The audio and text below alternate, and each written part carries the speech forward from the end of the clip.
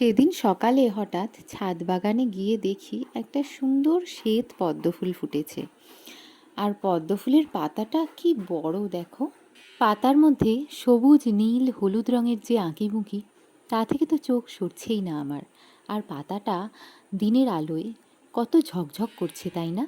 ভাবলাম ফুলটা আর পাতাটা আমি নিজের কাছেই রেখে দিই, ওটাই বরং আমি ফুল তুলে সুন্দর করে সাজিয়ে রাখবো টেবিলের মধ্যে। তো এতক্ষণে তোমরা বুঝেই গেছো, এটা সত্যিকারের ফুল বা পাতা নয়, রেজিন দিয়েই তৈরি করা হয়েছে।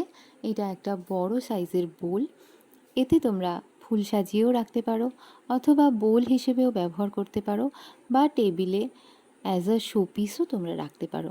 আর এরকম সুন্দর একটা অভিনব জিনিস যদি কাউকে গিফট করা যায়, সে মনে মনে কতটা খুশি হবে বলো তো।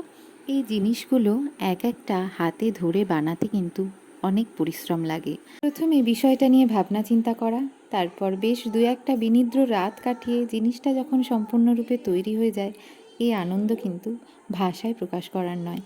হ্যাঁ, এই আনন্দটাই কিন্তু আমাদের সবচেয়ে বড় পারিশ্রমিক।